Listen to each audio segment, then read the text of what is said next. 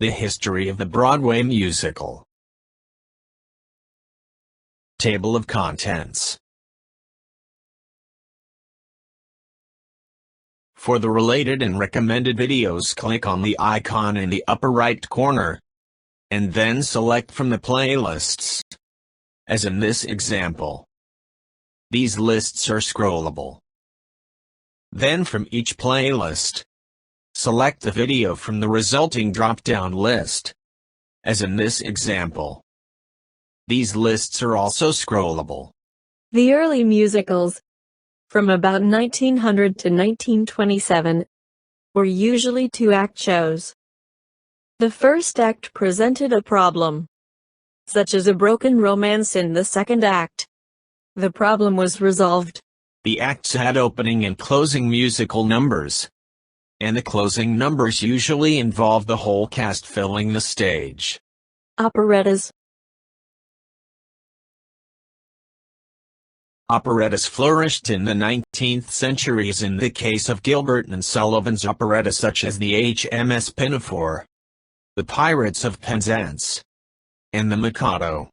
Examples of operettas are the Gilbert and Sullivan operettas in the late 1800s that were very popular in Britain, as well as in the United States are the Pirates of Penzance, the Mikado, and the HMS Pinafore. Gilbert and Sullivan's HMS Pinafore had its American premiere in 1878, and was an instant success. Within a year more than 90 HMS Pinafore companies were touring the U.S. The success of the show influenced the beginning of musical theater in New York as a large-scale business. After the middle 1860s, and for the rest of that century, the American stage was literally flooded with foreign operettas. In the late 1890s, the British showman and entrepreneur George Edwards brought his London Gaiety Girls to New York City. He called his production musical comedy, to distinguish it from his previous burlesques. Much of American popular music of the first decades of the 20th century was written by European immigrants, such as Victor Herbert, Rudolf Frimmel, and Sigmund Romberg. They were all classically trained in Europe and brought a form of operetta to the United States that was, in every sense, the source for musical comedy. It was sentimental and melodious, and established a tradition of the play based on musical numbers and songs. Among the noted operettas was Victor Herbert's Babes in Toyland, 1903, and Naughty Marietta, 1910. Here's a postage stamp honoring Victor Herbert. This is one of Victor Herbert's most famous operettas, Naughty Marietta. Naughty Marietta was made into a movie in 1935, starring Jeanette MacDonald and Nelson Eddy.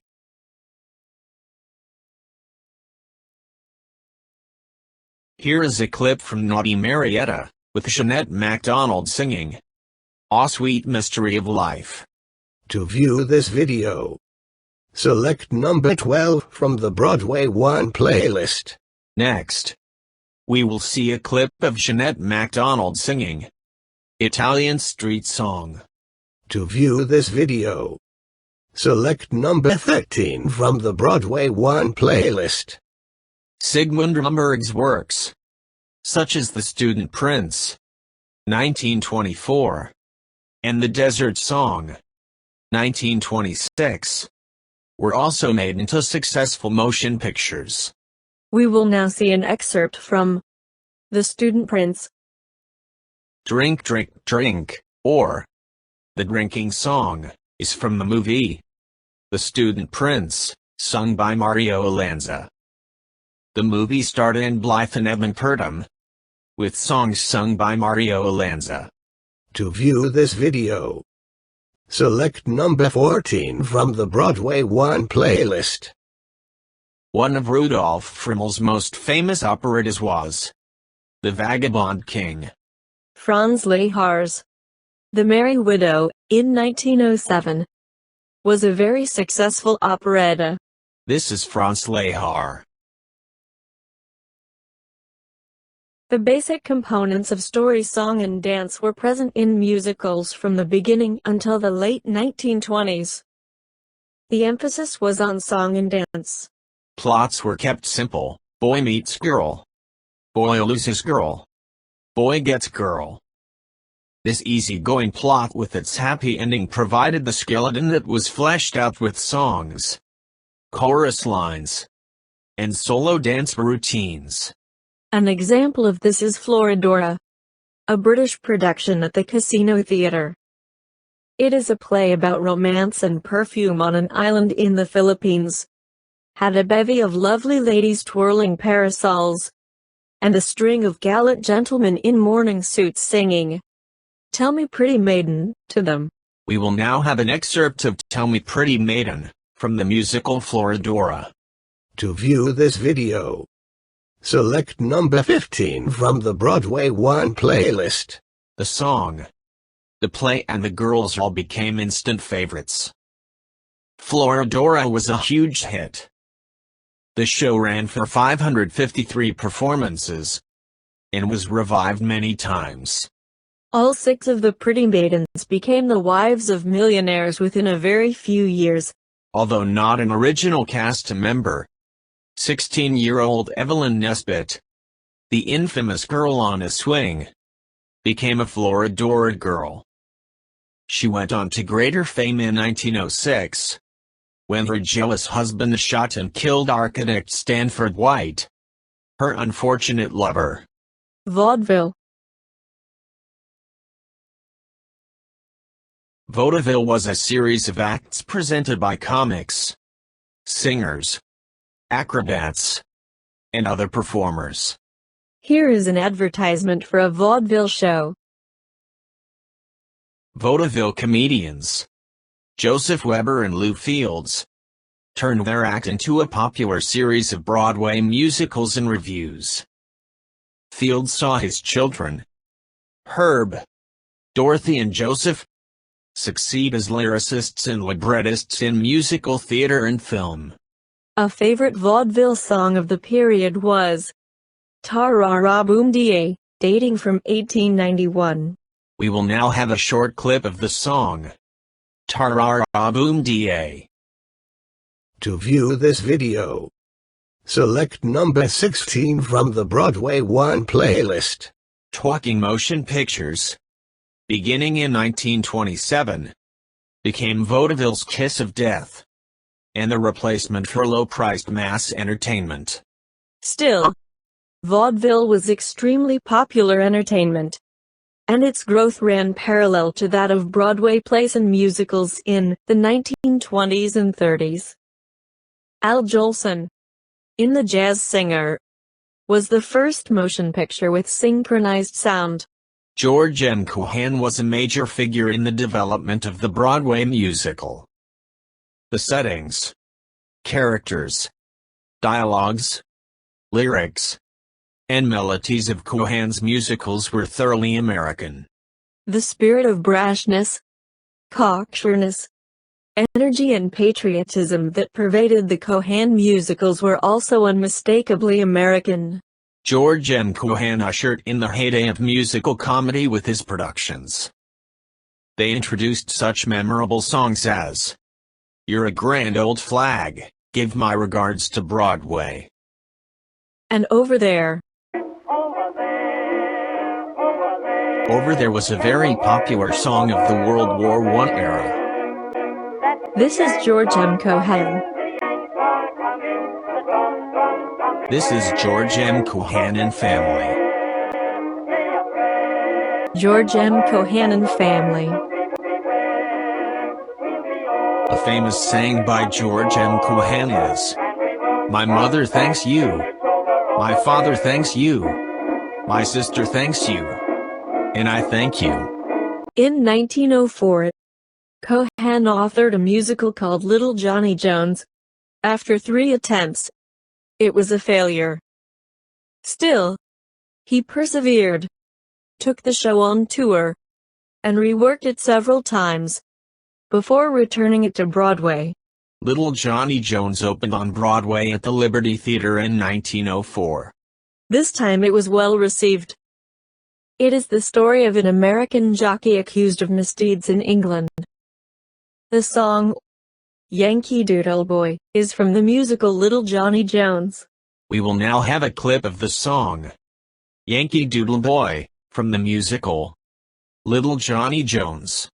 To view this video, select number 17 from the Broadway 1 playlist. Little Johnny Jones introduced two hit songs.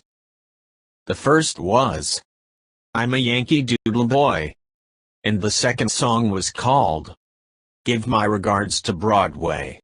Along with Irving Berlin's 1940s song, There's No Business Like Show Business, from Annie Get Your Gun.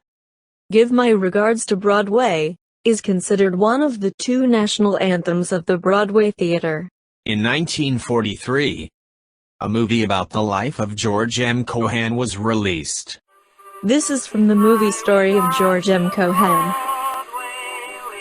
More from the movie story of George M. Cohan. This is George M. Cohan. This is George M. Cohan. This is George M. Cohan. In I'd Rather Be Right. Cohan established some of the principles that were to govern musical comedy writing. Any plot, however far-fetched and improbable, was useful as long as it could be the basis for the songs, dances, routines, and comedy episodes.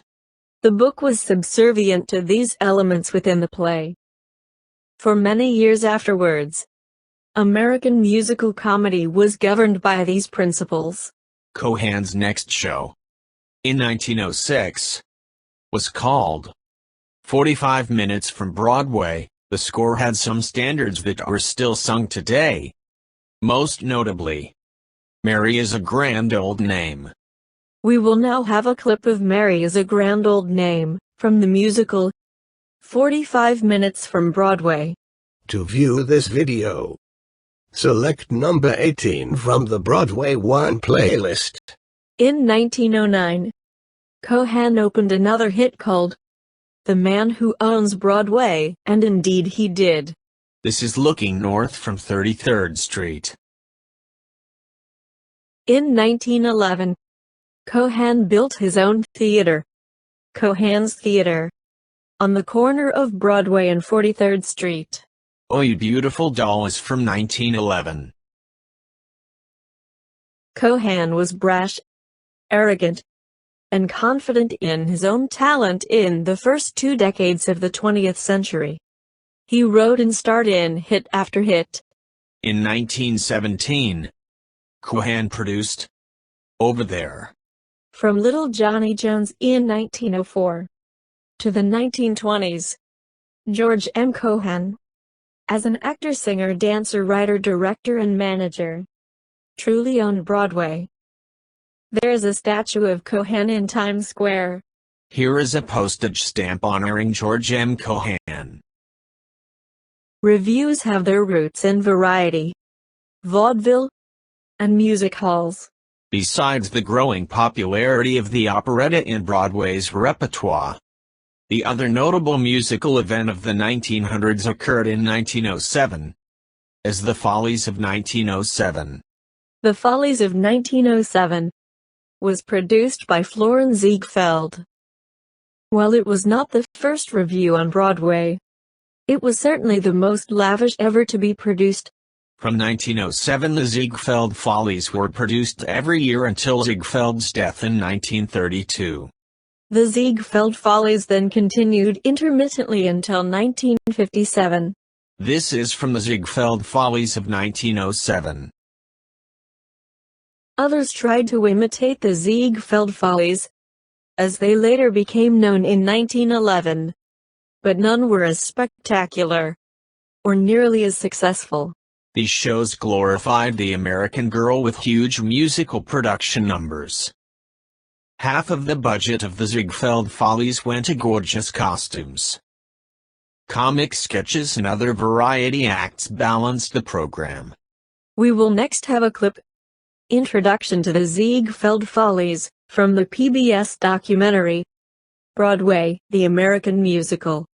To view this video, select number 19 from the Broadway 1 playlist. The Ziegfeld Follies. Notice on the marquee the names of Bob Hope and Fanny Brice. This is the Ziegfeld Follies with Mandy in 1919. This is the Ziegfeld Follies of 1924 and 1925. This is the Follies and Florence Ziegfeld. Florence Ziegfeld was the impresario extraordinaire. This is Florence Ziegfeld. Fanny Brice was signed by Ziegfeld in 1910. We will now see a clip of Fanny Brice singing Cooking Breakfast for the Man I Love, from the 1930 movie Be Yourself. To view this video, select number 20 from the Broadway 1 playlist. In the present day, the tradition of the musical revue is still alive, especially in Las Vegas, as in Bally's Jubilee, and the production shows on cruise ships. Up until the late 1920s, the Broadway musical was rarely based on a text or book that was thought to be suitable. The usual practice was for a producer to have a star, or a group of stars, under contract and then develop a play that would highlight the special talent of a performer or performers. The important thing in the early musicals was the kind of routine or part that was assigned to the stars. And it did not matter at all if much of this was relevant to the story. A pattern was evolved which for a long time was adhered to inflexibly. Beginning with the rise of the curtain, a line or two of fetching chorus girls chanted an opening number. Mammoth production sequences ended each of the acts. The girl always captured the boy, and the villain always met his just due. Within such a rigid formula. However, some creative figures were able to bring some distinction and personality of style. They were composers like Frimmel, Romberg, Victor Herbert, and Jerome Kern, lyricists and librettists like P.G. Wodehouse, Guy Bolton, Otto Harbach and Oscar Hammerstein II, and performances by stars like Marilyn Miller, Vernon and Irene Castle, and many others. Many of the songs were composed on Tin Pan Alley, which was West 28th Street, between 5th and 6th Avenue in Manhattan. The term Tin Pan Alley may have come from the sound of many pianos, resembling the banging of tin pans. After many years, the term came to refer to the U.S. music industry in general. From time to time efforts were made to break loose from the bonds of the rigid formula, especially due to the efforts of Jerome Kern. Jerome Kern is one of America's great composers of popular song. But he is much more than that. He is responsible for marking a turning point in the history of the American musical theater.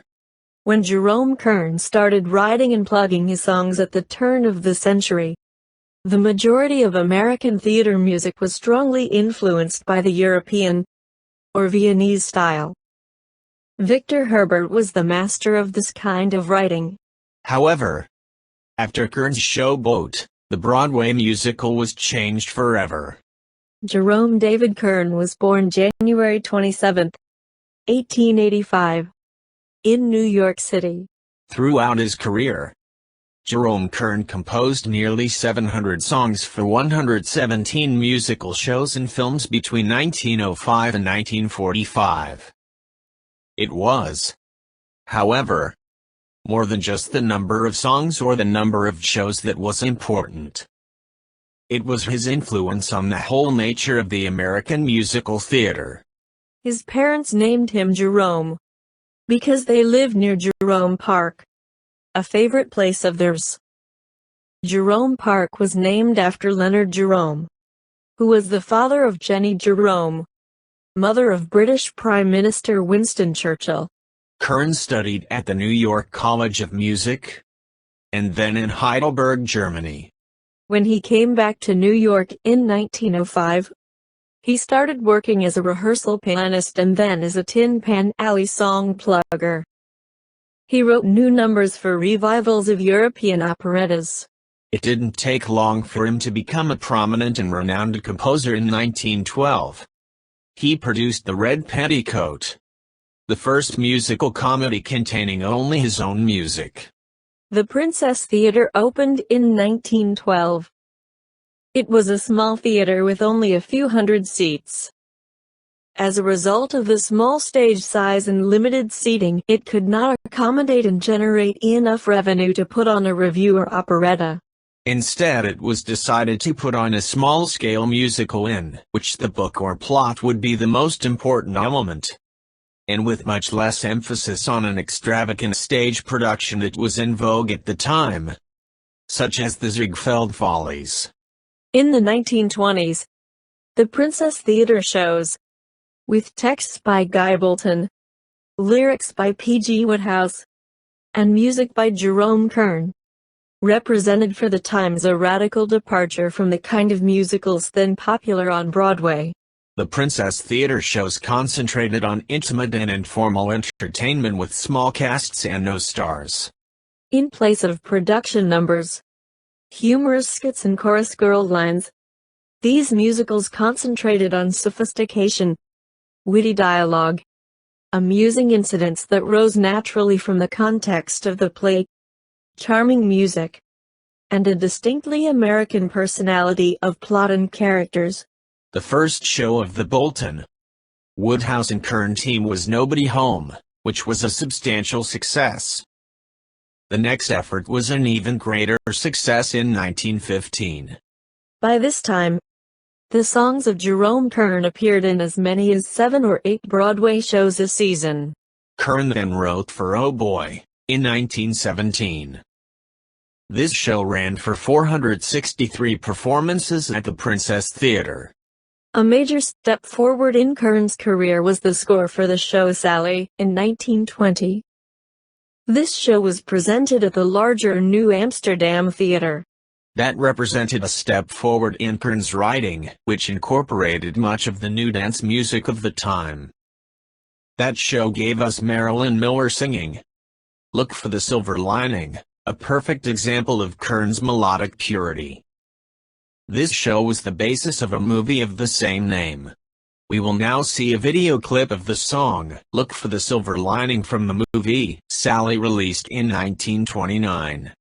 To view this video, select number 21 from the Broadway 1 playlist. Kern joined Oscar Hammerstein II in 1925, with whom he would have a lifelong friendship and collaboration. Oscar Hammerstein II was born in New York City in 1895. He attended Columbia University Law School and served as an apprentice in a law firm. After only a year in law school and the law firm, his love for show business caused him to quit both. Hammerstein became involved in every aspect of show business, including management, production, and writing. He soon realized that the most important element of a successful theatrical production is a quality plot. He then turned his efforts to writing both dialogue and lyrics, and that became his chief focus for the rest of his life. He had great success with his partnership with Jerome Kern, and later with Richard Rodgers. In 1927, Kern teamed up with lyricists Otto Harbach and Oscar Hammerstein for the show Sunny. That show included the hit song Who. This early collaboration with Hammerstein was to lead to a lifelong friendship and professional relationship that resulted in the best-known Kern score, Showboat, in 1927. The greatest revolution in the American musical theater came in 1927, with Showboat, by Oscar Hammerstein II and Jerome Kern. Showboat is a remarkable achievement and marked a major change in the way musicals were presented. Oscar Hammerstein II wrote the lyrics, and Jerome Kern composed the music for Showboat. Showboat represented a completely new genre. The musical play is distinguished from musical comedy. Now, the play was the thing, and everything else was subservient to it.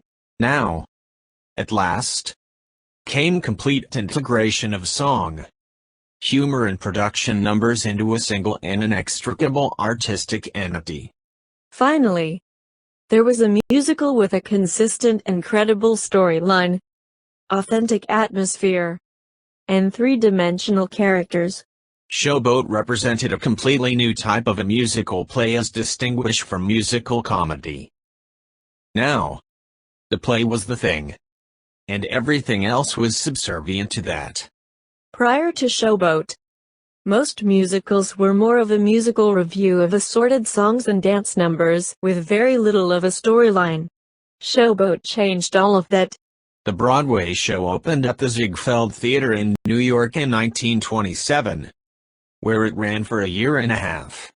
Showboat was adapted from Edna Ferber's novel of the same name. Movie versions of Showboat came out in 1929. 1936. And 1951. Of the 8 songs in the show, 6 have become all-time standards, and 3 film versions of the show have been made. We will now see a video clip of the Showboat title sequence. To view this video, select number 1 from the Broadway 2 playlist. We will now see the preview or trailer for Showboat. To view this video, select number 2 from the Broadway 2 playlist. Showboat is based on a 1926 novel of the same name by Edna Ferber. It chronicles the lives of 3 generations of performers on the Cotton Blossom, a floating theater that travels between small towns on the banks of the Mississippi River. From the 1880s to the 1920s. This is a postage stamp honoring Edna Ferber. Songs in Showboat have become associated with unforgettable stars like Helen Morgan, Irene Dunne, Howard Keel, Lena Horne, and Paul Robeson, who will always be identified with Old Man River. We will now see another video clip of Showboat, with the song, Why Do I Love You? To view this video, select number 3 from the Broadway 2 playlist. We will now see another video clip of Showboat, with the song, Can't Help Lovin' It Man of Mine. To view this video, select number 4 from the Broadway 2 playlist. We will now see another video clip of Showboat, with the song, Old Man River. To view this video, select number 5 from the Broadway 2 playlist. We will now see another video clip of Showboat, with the song, After the Ball Is Over. To view this video, select number 6 from the Broadway 2 playlist. Prior to Showboat, most musicals were more of a musical review of assorted songs and dance numbers, with very little of a storyline. However, Showboat was a hit thanks to the brilliance of the music, the literacy and humanity of its book and lyrics, and even more so, due to the tight integration of the story and the musical numbers. This is the American Queen steamboat, which currently has cruises on the Mississippi River from New Orleans to Memphis and Memphis to St. Louis, and then on to the Twin Cities of Minneapolis and St. Paul. Showboat was the earliest U.S. musical play with a serious plot drawn from a literary source. The show was a turning point in musical theater. Jerome Kern had further success with The Cat and the Fiddle in 1931. And Music in the Air in 1932 and 1933. Kern wrote the score for the Broadway musical, Roberta. Roberta featured the hit song, Smoke Gets in Your Eyes. In 1933, Kern went to Hollywood to work on the filming of the Broadway show. From this time on, he devoted himself to the film musical, although he did return to Broadway every so often. His last Broadway show in 1939, Very Warm for May, was a dismal flop due to the inferior book. However, it had a fine musical score which included the Kern Hammerstein classic song, All the Things You Are. In Hollywood, however, Kern remained very successful. Kern collaborated with talents like Fred Astaire and Ginger Rogers, and lyricists Otto Harbach and Dorothy Fields, to produce some of his most haunting and memorable songs. For Swing Time, starring Ginger Rogers and Fred Astaire, he wrote The Way You Look Tonight. The Way You Look Tonight had lyrics by Dorothy Fields. It won the Academy Award in 1936 for the best song. The 1952 movie, Lovely to Look At, featured music by Jerome Kern. In 1941, Kern and Hammerstein teamed up to write a song for a city which had just been occupied by Nazi Germany. That song, The Last Time I Saw Paris, was featured in a movie of the same name with Elizabeth Taylor, and won an Oscar for Best Song. We will now have a video with the song, The Last Time I Saw Paris. To view this video, select number 7 from the Broadway 2 playlist. Jerome Kern died suddenly, on a cold winter day in Manhattan, on November 11, 1945, at the age of 60. This was after a career that spanned 43 years. Jerome Kern's romance with the American musical and melody has brought us some of our finest songs. He, more than any other composer, has influenced the direction and inspired the creation of the first truly American musical theater. Oscar Hammerstein II summed it up best when he wrote of Kern, he devoted all his lifetime to giving the world something it needs, and knows it needs: beauty. In 1946, a film biography that was loosely based on the life of Jerome Kern was released called Till the Clouds Roll By. This is a poster for the movie Till the Clouds Roll By. In 1914, Al Jolson became the first performer to take a Broadway show, Dancin' Around, on the road. After Dancin' Around finished its run at the Winter Garden, it was the first show to make a national tour. Asked why he wanted to do this, Jolson's reply was, "How else can people in small towns across the country get to see a Broadway show or hear me sing?" Chapter 19. The Big Apple. How did the phrase, the Big Apple, come to be a nickname for New York City? The phrase, the Big Apple, referring to New York City, was first used in a 1909 book, The Wayfarer in New York, edited by Edward S. Martin. In a metaphor explaining the sentiment in the Midwest that the city receives more than a fair share of the nation's wealth, he explains, New York was merely one of the fruits of that great tree, whose roots go down in the Mississippi Valley, and whose branches spread from one ocean to the other. But the Big Apple, New York, gets a disproportionate share of the national sap. To view this video, select number 8 from the Broadway 2 playlist. Recommended videos.